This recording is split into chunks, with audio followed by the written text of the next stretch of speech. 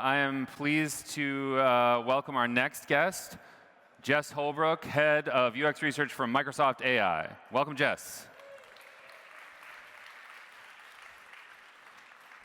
Come on. Yeah, I want the real thing. That's what you do. I want the real thing. Okay, yeah, good bro hug, buddy. Yeah.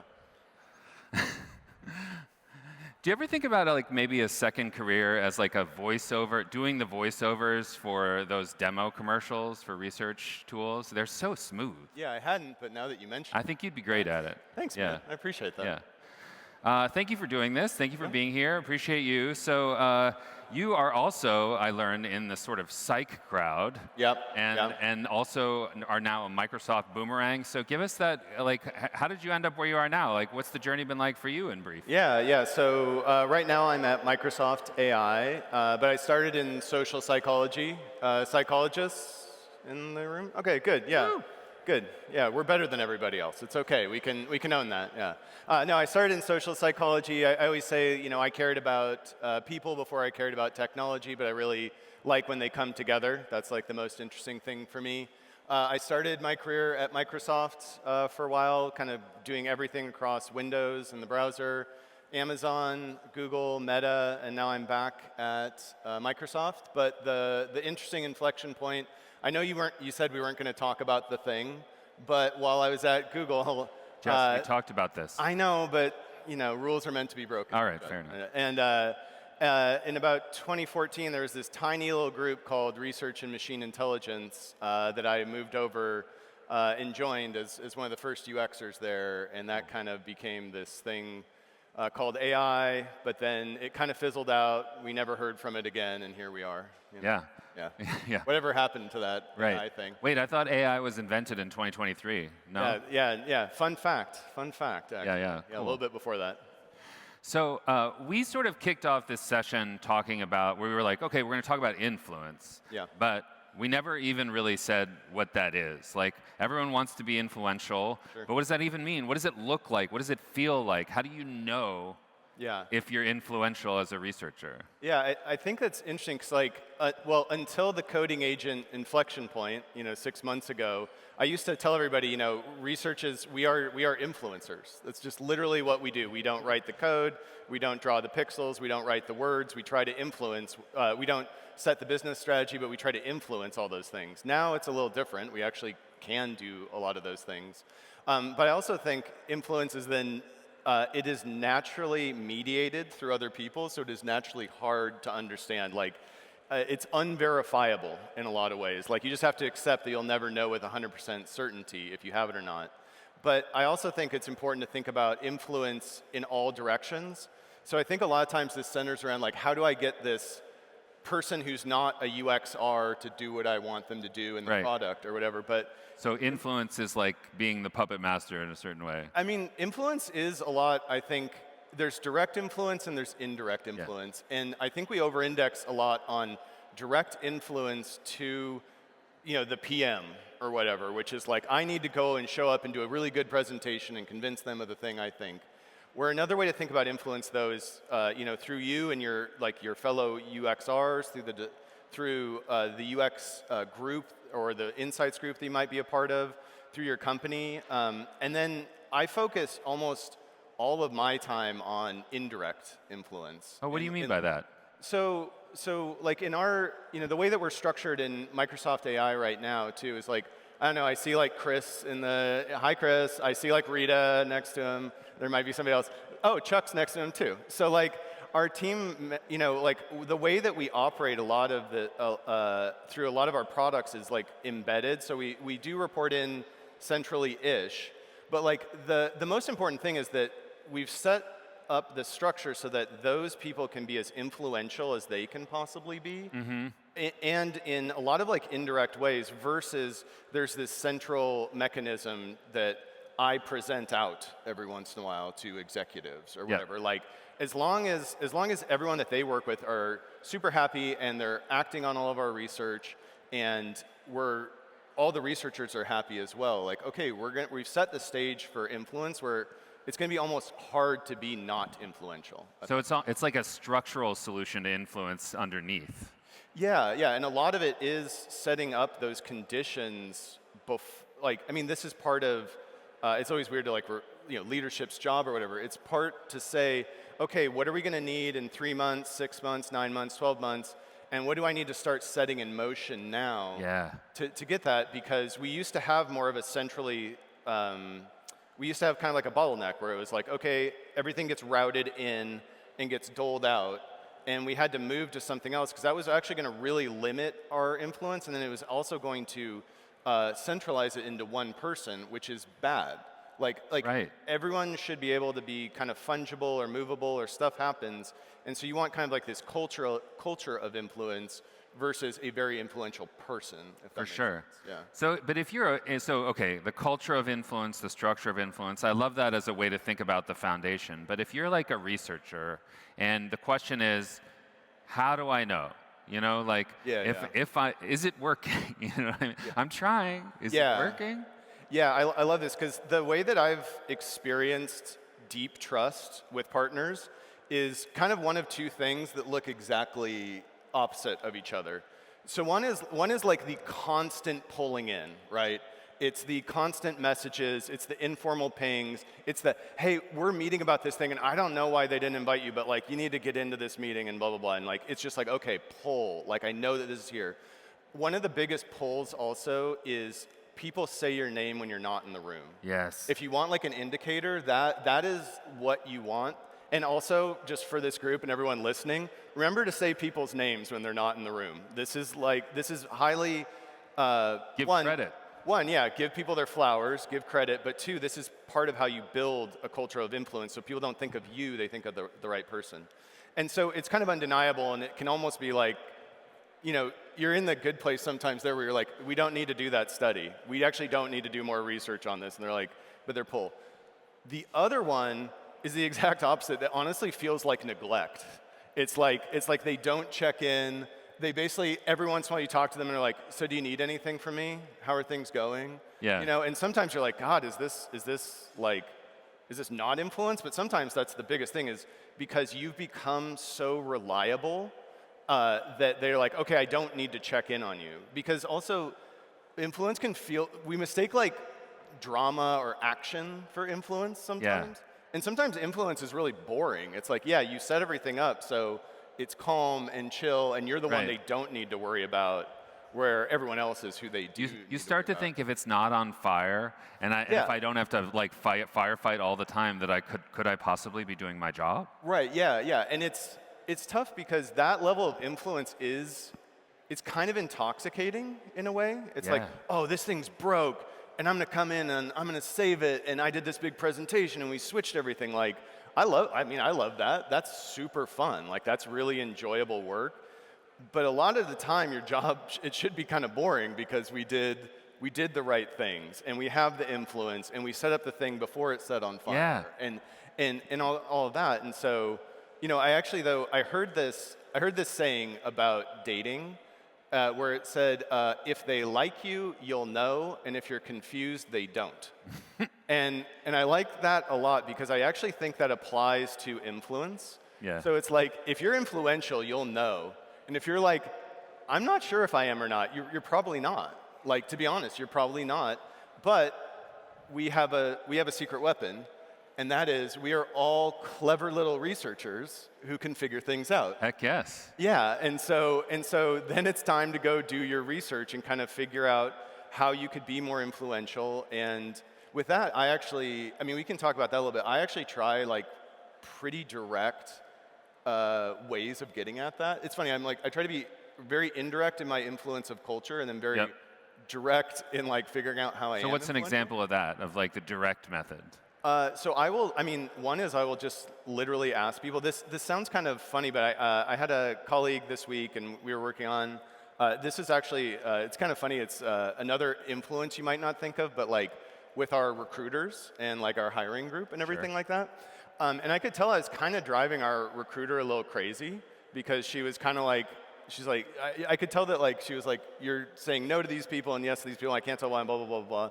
And so I'm big also on like, let's hop on a call. So I was like, hey, can we hop on a call really quick and just like talk about this? And I just kind of started off and I said, I don't think you're 100% happy with me. how could I get that to 100%?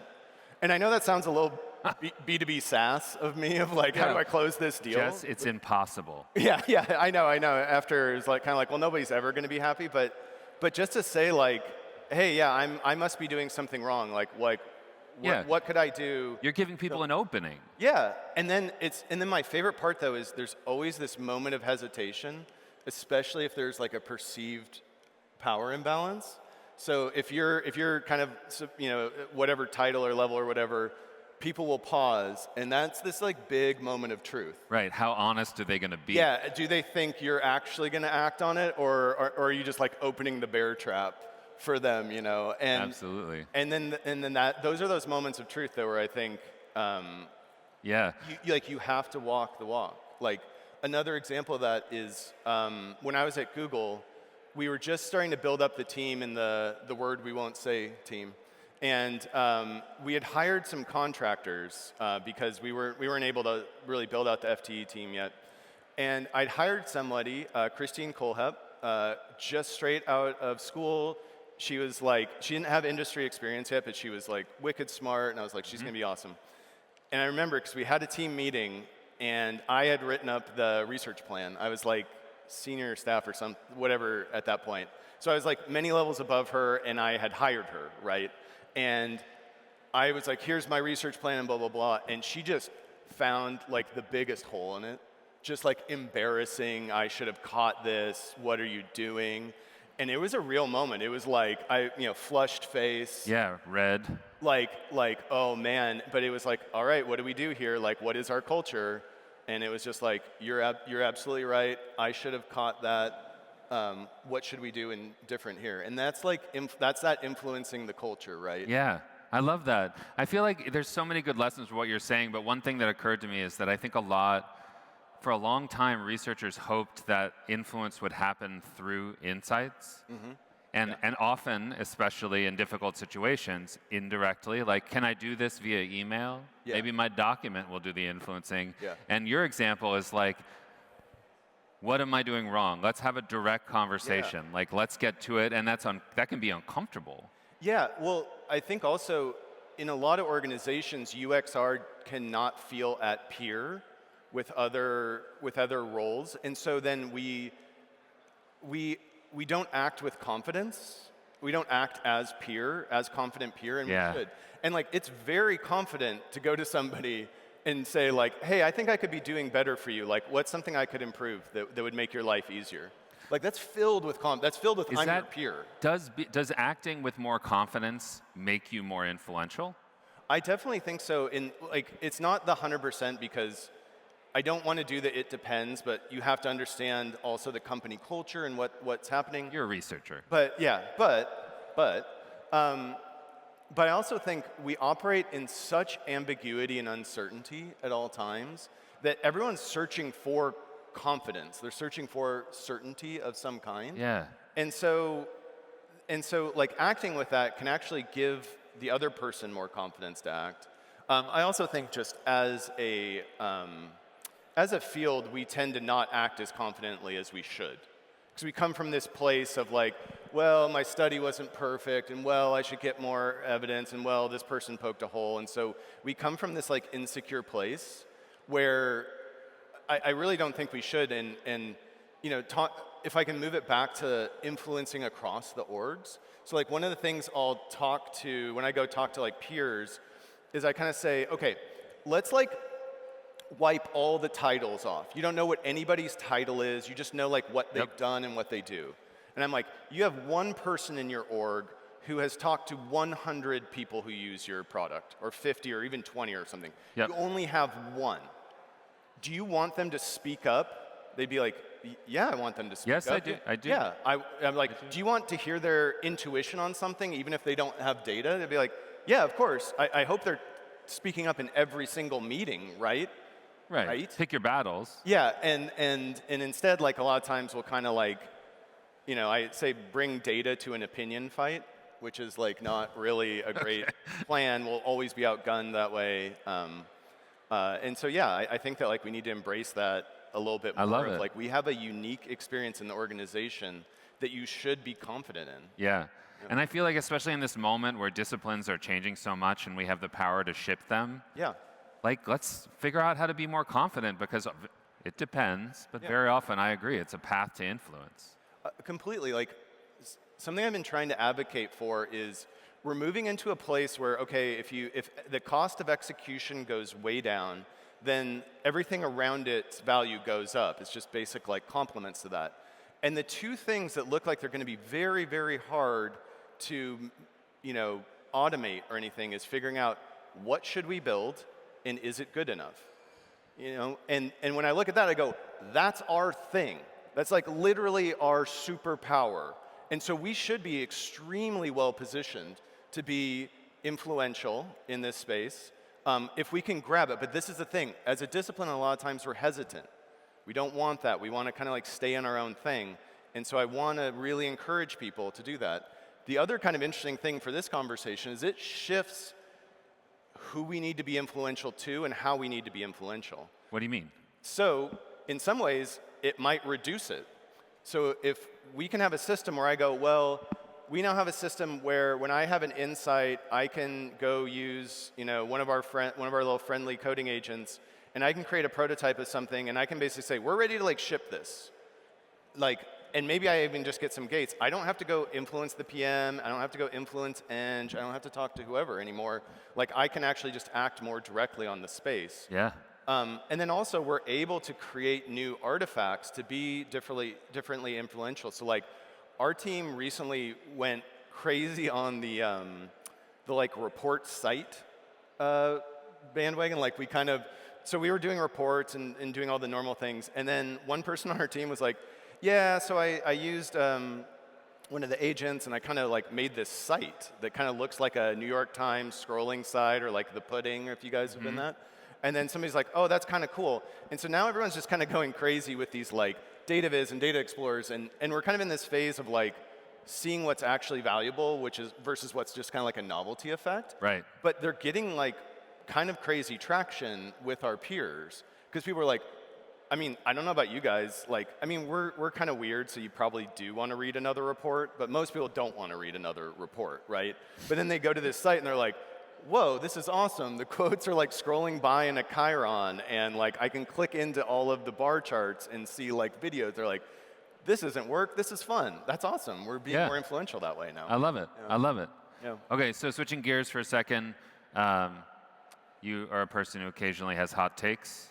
Oh yeah, love the peppers. We love a hot take. So Yeah. I feel like you have a pretty hot take on like the UXR roadshow. Like, is the good advice to like, hey, when you are in a new team, like go around and give everybody like, this is what research is speech. Yeah. So I know that this always comes up, and especially if you're new to a team, and like it's interesting of spaces and so like I was originally like bright-eyed and bushy-tailed about this, and I was like, oh, I love to go give this is UXR, and I'm going to sell everybody. I'm going to change these minds.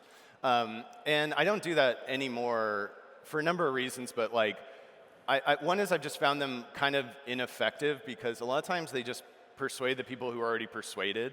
A lot of times the follow-up from that was actually from the more junior people on the team, which is awesome, that's great, but I didn't sway the person who could really change things. I also don't like it because it inherently puts you in a subservient position to the person you're presenting to. Please let me tell you my Yeah, job. please care about this thing I care about. I really hope you do. And I don't like that because, one, I am your peer. Like, you're not above me, I'm not above you. We are trying to build a thing together. Two, if I need to convince you that you should care about the people who use your product, like I don't know what to tell you. Yeah. I don't know what to tell you if you're like, I want to build things to make people's lives better. Cool. Do you want to hear from them? No. Like I can't. You're dead to me. No, I can't relate to you. Yeah. Like almost in any way. And so what I like to do better is I've had two successes. One is like going and laying the groundwork personally, so this was at Meta and at Microsoft now, is I've had to kind of meet with leads who are very skeptical of research, and I've had to kind of like sell them, it sounds funny, but I had to like sell them on me first, to sell them on research second. Like you as a person, as a trusted collaborator. Yeah, I had to convince them I'm not a clown. like, right? And I tricked How'd that and I go? tricked them both into Did it thinking work? yeah, I mean, I'm Okay, cool. good at fooling people into thinking I'm not a fool. And so the first one was this kind of like at Meta, it really was because it was just so data science heavy, and so it was like, okay, I'm not really into this qual research thing you're doing, but Jess, I kind of believe you, so like I'll give you a shot. And so we went down that road and had some decent success there. At Microsoft, it was super interesting. So I met with one of our engineering leads of one of the big products, right? Like a VP, muckety-muck, very big deal person. And we were kind of sitting there talking, getting to know each other and doing this. And he was actually my mentor at the time. They'd given me him as my mentor. And it kind of came out, he's like, well, I kind of don't trust user research. And I was like, oh, why? Like why? And the reason he gave was, it was this kind of thing that I didn't really get. He was like, well, like 3 years ago, they did this research on what the product, I'm being a little evasive just to not like out, although I don't know who would like know this person or whatever. But like we did this research in China and the research like caught a few things, but it didn't catch something that came out later. Right. Therefore, I don't trust Therefore, user research is bad. And in my head, I'm like, oh, this is a swearing show, right? Yeah, go for it, Okay. bud. In my head, I'm like, what the fuck are you talking about? That's like, what are you talking about? That's so crazy. And then in the room, I said, I can understand how that would be pretty frustrating with you. That was. You're the internal and the external model. Yeah. No, totally. I go, I can understand how that would be pretty frustrating from you. Tell me how you feel about that. That was, yeah, it's like therapy. It's like, that was a few years ago. I'm asking you to reset your expectations with our team. And it was just the direct thing of like, I'm not, but this is the thing, I'm not gonna I don't know what happened. Yeah, I wasn't there, that wasn't me. It wasn't me, I don't know, that person probably did their best. There's plenty of reasons why this could happen, but you just say, well, the other thing I said, sorry, in between was, I go, I can understand that would be frustrating for you. I said, you know, I've worked with some engineers who have written some bugs in the past, but I haven't written them off, but it's the equivalent, right? Like that's the equivalent of what this person is saying. And so, and this is part of my thing is I actually try to disarm a little bit with humor. And so I got a chuckle out of him, you know, for that. And I go, and so I'm asking you for us to reset our relationship and our expectations. I love it because I love that directness again, because a lot of times when people think, I've run into this too, where people say research is bad or I have this problem. What they're really saying is I encountered bad research or a bad researcher. Totally. And so you're saying like just hit that right on the head and be like, I'm asking you to reset. I'm not that person. This is not that moment. Yeah, let go of the past, man. Like sunk costs, it's okay. But then also it's like research isn't special. Like we don't catch everything every study. Engineers write bugs with code. PMs write PRDs that are missing important features. Marketing produces the wrong message, like everybody makes mistakes. So, but then we go, oh geez, I did that mistake. I should feel super bad for it. And it's like, you're the only one. Everyone else is just cruising along, loving life. You know, I love doing it. their thing. I love that as a parting piece of advice. Like sometimes that reset is so valuable. Like just like, let's start over. I'm not that person. We're going to go forward. Yeah. Jess, thank you for being here. Thank you for your amazing advice. Yeah. Let's give him a hand, everybody. Thanks, everybody.